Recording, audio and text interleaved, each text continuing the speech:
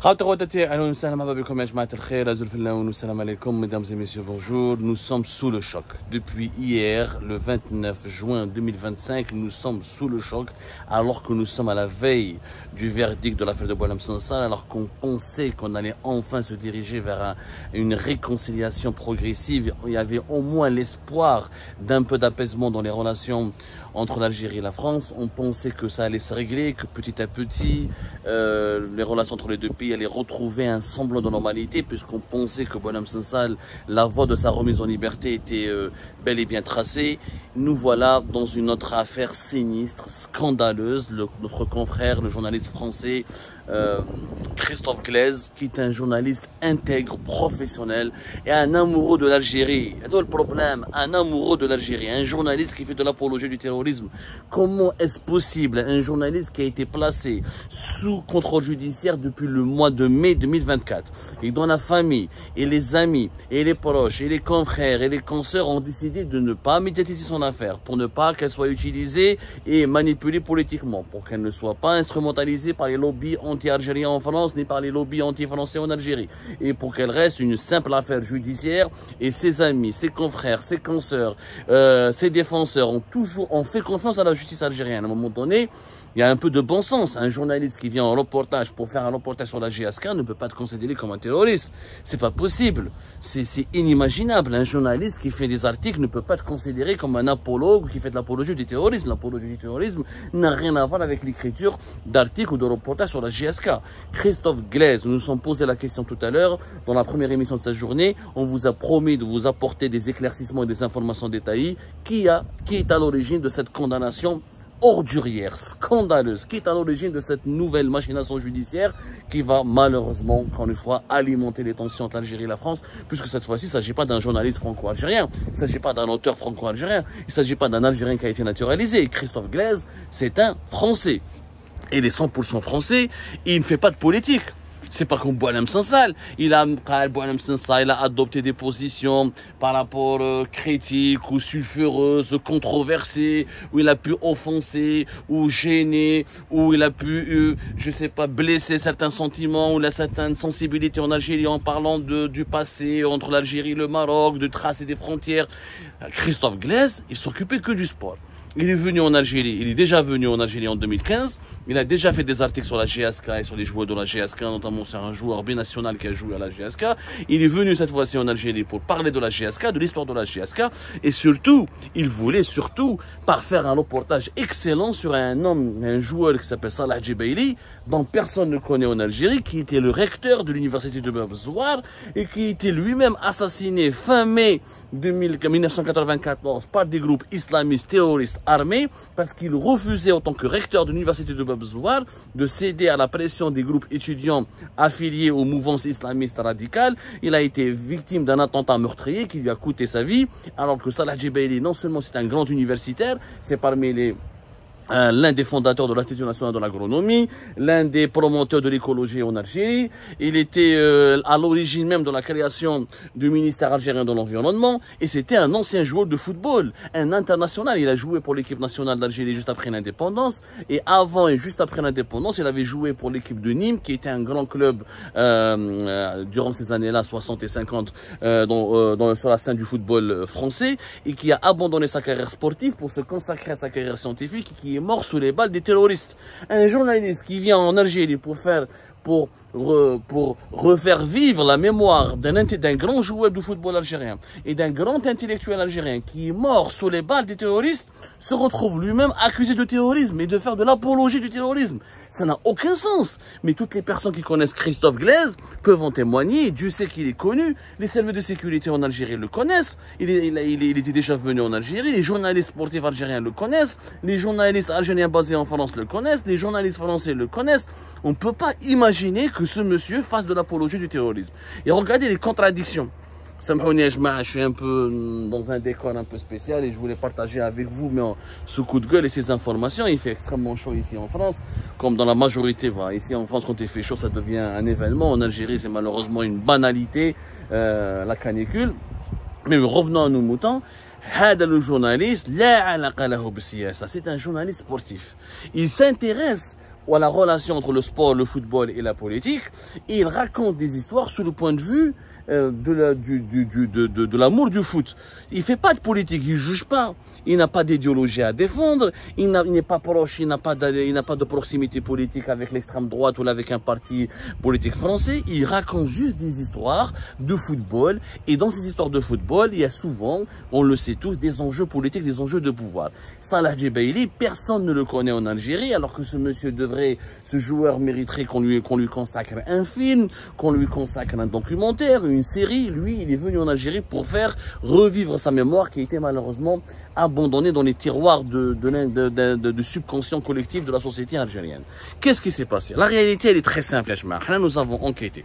Mais qu'il n'y a aucun clan qui a saboté ou qui est en train de saboter les relations entre la France et l'Algérie. Cette décision, elle émane de la présidence de la République. Ni le ministre de la Justice, ni le procureur général de la cour de Tizi Ouzou, ni les juges du tribunal de Tizi Ouzou ne sont à l'origine de cette condamnation insensée. Une condamnation insensée. La décision, l'instruction téléphonique, le verdict de cette affaire a été communiqué par téléphone depuis la présidence de la République, depuis le cabinet de M. Abdelmajid Tebboune. C'est le président algérien Abdelmajid Tebboune qui est à l'origine de cette décision. Il faut savoir que les décisions judiciaires qui concernent des personnalités étrangères ou des affaires qui impliquent des intérêts étrangers ou qui impliquent des parties étrangères, notamment des affaires qui impliquent des ressortissants français au regard de la sensibilité, de la particularité et de la délicatesse des relations entre l'Algérie et la France. Ces affaires judiciaires sont jugées, sont traitées, suivies, surveillées en haut lieu. Je dis bien en haut lieu. Mais qu'est-ce que un juge wahdo, il dit comme ça du jour au lendemain, où il dit que non, je sais pas quoi, j'applique. Il n'y a pas de loi à appliquer.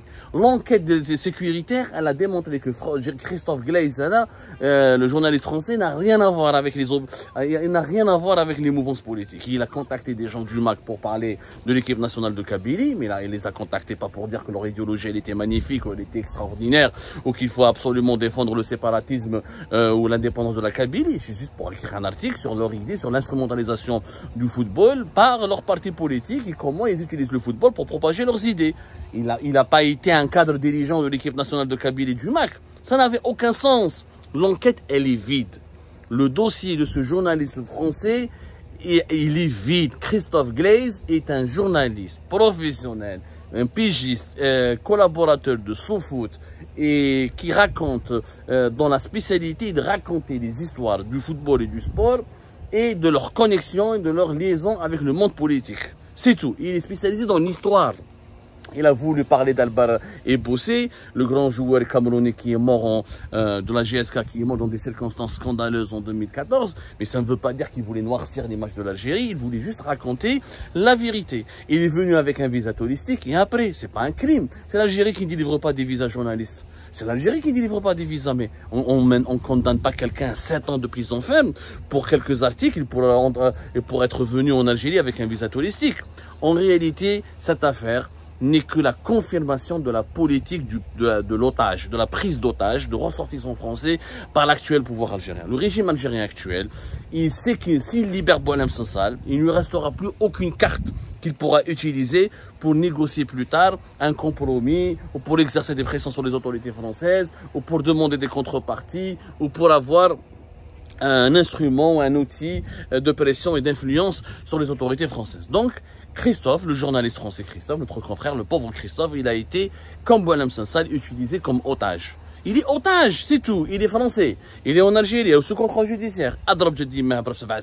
Condamnez-le à la prison ferme. Comme ça va offusquer, ça va créer un onde de choc terrible en France et ça va pousser les autorités françaises à revenir autour de la table pour négocier des compromis. Mais que veut négocier les autorités? Que veut négocier le pouvoir algérien avec la France?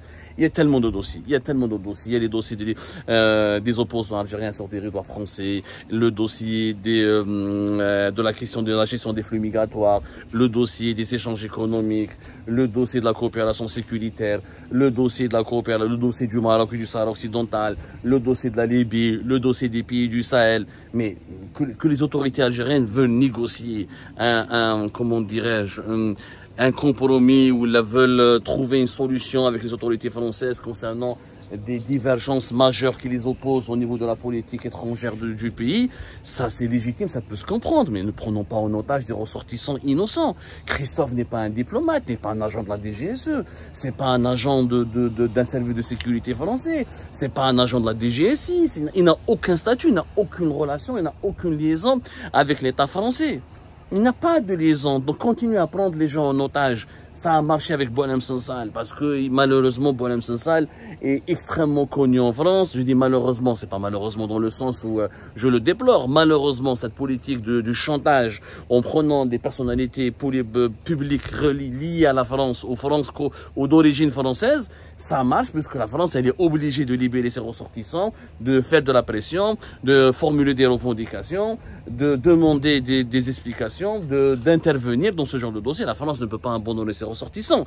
Contrairement à des pays, l'Algérie, malheureusement, elle abandonne ses ressortissants. J'aimerais bien voir, moi, que fait l'État algérien actuellement pour les très nombreux ressortissants algériens qui sont incarcérés à l'étranger, souvent dans des conditions tragiques, dramatiques et souvent à la suite d'un abus de pouvoir dont ils ont été tout simplement la victime. Qu'est-ce qu'elle a fait, l'Algérie, pour les avocats algériens qui ont été persécutés, qui ont été harcelés, qui ont été réprimés, et qui ont été humiliés, et qui ont été arrêtés et placés en détention en Égypte, au Caire, lorsqu'ils voulaient participer, et de cela quelques jours, à une caravane pour essayer de débloquer ou d'essayer de briser le blocus israélien autour de Gaza. Elle n'a rien fait, elle n'a même pas réagi. Le ministère algérien des Affaires étrangères n'a même pas réagi. Le gouvernement algérien n'a même pas réagi. Donc, ça prouve que quand les ressortissants algériens sont dans des situations périlleuses, l'État algérien n'intervient pas. Mais quand il y a des ressortissants français, notamment des ressortissants étrangers liés à des pays avec lesquels l'Algérie a des intérêts ou avec lesquels l'Algérie a des tensions vives ou avec lesquels l'Algérie a en ce moment des divergences assez profondes et contre lesquelles il y a avec lesquels l'Algérie elle est impliquée dans des crises diplomatiques et politiques violentes, eh ben on utilise leurs ressortissants comme étant des otages. C'est des otages. Christophe, c'est le deuxième otage après Boualem Sansal. Boualem Sansal, il est lié à la classe politique dirigeante française et une grande mobilisation en France. Donc les autorités algériennes ne pouvaient pas le garder encore plus longtemps parce que la pression était énorme et que le prix à payer pour maintenir en détention Boualem Sansal aurait été encore lourd et un lourd tribut. Alors on prend Christophe, qui est un simple journaliste. Christophe ne connaît pas Marine Le Pen, ne connaît pas Éric Zemmour. C'est un simple pégiste, mais c'est un journaliste sportif. Mahgourani Zawali. Il y a des Zawali. C'est un Zawali en France. Christophe, c'est un simple journaliste. Il n'a pas, c'est pas l'ami de Rotaillou, c'est pas l'ami de Xavier Drioncourt, c'est pas l'ami des dirigeants français. Donc, c'est une proie facile pour les dirigeants algériens. Allez, arrêtez-le, mettez-le en prison. Comme ça, on va l'utiliser comme une monnaie d'échange ou comme un instrument de pression dans les rapports de force avec la France. C'est ça la vérité. Parce que le dossier, il est vide. Si Christophe était coupable d'une petite infraction, j'aurais jamais parlé de ce dossier-là. Parce que l'Algérie a effectivement le droit de juger les étrangers sur son territoire qui sont coupables d'une infraction. Quelle est l'infraction de Christophe? Il est venu avec un visa touristique. Ok. Une amende, rappel à l'ordre, tu l'expulses du pays. Mais quoi? Il est entré en contact avec les gens du MAC, c'est un journaliste. Après, je suis un journaliste algérien, je suis entré en contact avec les gens du MAC. Les journalistes. Moi, demain, Netanyahu, il passe devant moi, je lui fais une interview. Demain, le Khamenei, l'Iran, le guide suprême de l'Iran, passe devant moi, je lui fais une interview. Nous, les journalistes, notre boulot, notre droit, notre mission, notre devoir, pas notre droit, notre devoir est d'être en contact avec tout le monde, de ramener toutes les informations et de la mettre à la disposition de l'opinion publique pour que l'opinion publique se forge elle-même sa propre opinion. Ce n'est pas à moi de dicter l'opinion de l'opinion publique. Moi, je donne des informations fiables et je rapporte toutes les versions qui entourent un événement pour que l'opinion publique puisse ensuite se faire sa propre opinion. Mais aucun État au monde n'a le droit de dire à un journaliste ne parle pas avec telle ou telle personnalité. On n'a pas le droit de faire de l'apologie. Mais l'apologie, c'est quoi? Par exemple, il y a des leaders terroristes, je ne vais pas lui donner le micro pour dire je dois tuer ceci, je dois faire ceci, je dois assassiner et c'est tant mieux et moi j'approuve. Non, les appels au meurtre, les appels à la haine, on ne doit pas les diffuser. Mais est-ce que Christophe Glaise, dans ses reportages, dans ses écrits, il a diffusé ou il a validé ou cautionné les appels à la violence ou les appels au séparatisme? Pas du tout. Il raconte des histoires, il donne de la parole, il décrit des événements, il explique ces événements historiques ou les événements sportifs qui ont une dimension politique dans leur histoire. C'est tout. ما عندوش حاجه هو اخرى مسكين فريمون حقره. L'affaire du journaliste Christophe Glaise, c'est de la حقره pure et simple. Et puis je l'ai confirmé, Abdelmajid Tebboune a envie de se venger contre la presse française parce que la presse française l'a beaucoup terrassé, l'a beaucoup dénoncé, l'a beaucoup bousculé, surtout lorsqu'il s'agit quand il y a eu des révélations faites par le journaliste franco-algérien Mohamed Sifawi concernant les avoirs bancaires et financiers de ses enfants. Mais Christophe n'est pas responsable de ce que a dit Mohamed Sifawi. Mohamed Sifawi, si vous êtes contre lui, déposez plainte contre lui. S'il a menti, traînez-le devant un tribunal à Paris, devant le tribunal judiciaire de Paris, et démontrer qu'il a eu tort et demander des réparations. Mais allez arrêter Christophe, un journaliste de la presse sportive. La presse sportive française, c'est la presse la plus amicale à l'égard de l'Algérie.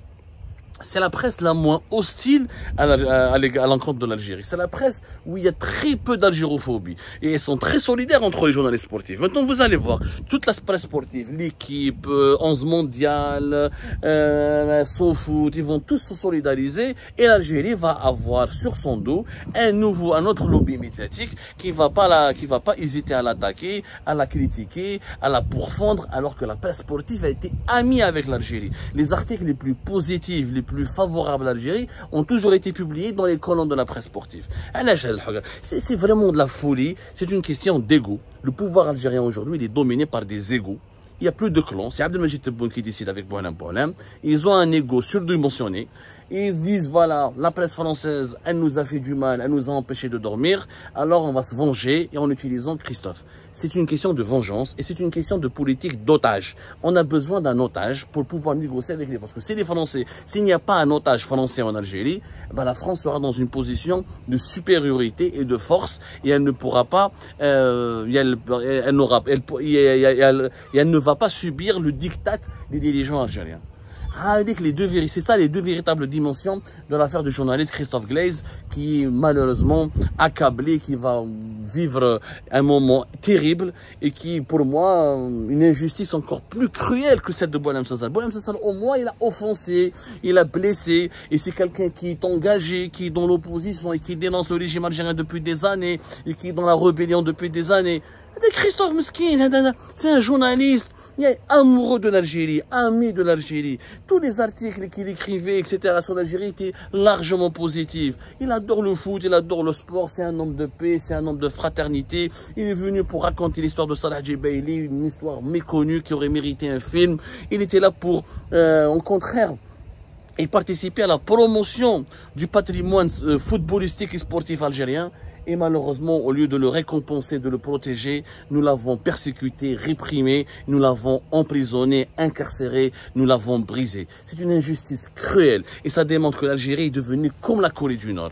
Comme la Corée du Nord, une machine infernale qui produit en permanence des abus et des abus.